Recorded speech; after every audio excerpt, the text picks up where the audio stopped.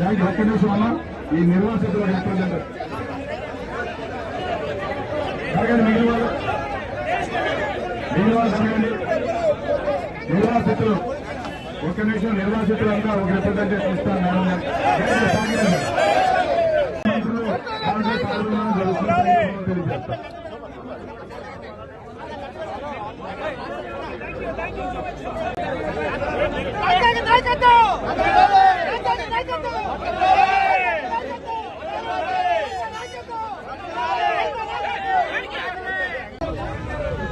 మళ్ళీ చెప్తున్నాం, కాంగ్రెస్ పార్టీ ఉన్నంత వరకు విశాఖ స్టీల్ ప్లాంట్ ని ప్రైవేటైజ్ చేయడానికి మేము ఒప్పుకోం.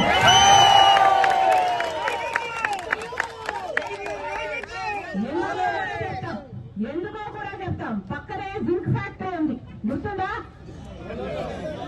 పక్కనే జింక్ ఫ్యాక్టరీ ఉంది, దాన్ని తీసుకెళ్లి వేదాంతానికి ఇచ్చారు, ప్రైవేటైజ్ చేశారు, వేదాంతాకి ఇచ్చారు. ఇప్పుడు జింక్ ఫ్యాక్టరీగా ఉందా? దాన్ని మూసేశారు. అంటే అంతమంది ఎంప్లాయీస్ వాళ్ళ జీవనోపాధి కోల్పోయినట్టే. అంటే ఇప్పుడు జింక్ ప్లాంట్ లో అసలు ఉపాధి లేదు. ఇప్పుడు వేదాంతాకి ఇచ్చారు, వాళ్ళు రియల్ ఎస్టేట్ చేస్తారు. అదే జరగబోతుంది ఇది కూడా. దీన్ని ప్రైవేటైజ్ చేస్తే ఈ 30,000 కుటుంబాలు రోడ్డున పడతాయి. ఆ తర్వాత దాని పైన అసలు దీని కెపాసిటీ 20 మిలియన్ టన్నులు.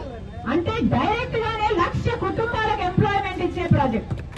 అలాంటప్పుడు దీని మీద ప్రభుత్వాలు ఎంత శ్రద్ధ పెట్టాలి? అవి పెట్టకపోగా ప్రైవేటైజ్ చేస్తున్నారు అంటే దుర్మార్గం కాకపోతే ఇంకా ఏమనాలి? అందుకే చెప్తున్నా, ఇది ప్రైవేటైజ్ కావడానికి వీల్లేదు. కాంగ్రెస్ పార్టీ దీనికి ఒప్పుకోదు. నేనే కాదు, రాహుల్ గాంధీ గారిని కూడా తీసుకొస్తాను.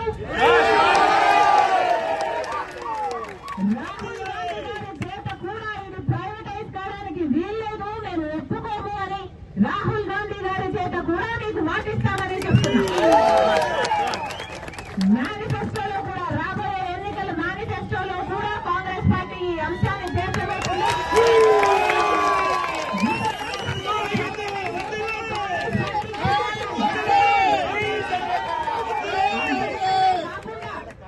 ఈ ప్రాజెక్టు నిలబడడానికి దీనికి కావాల్సిన మైనింగ్, అయన్ కూడా మైనింగ్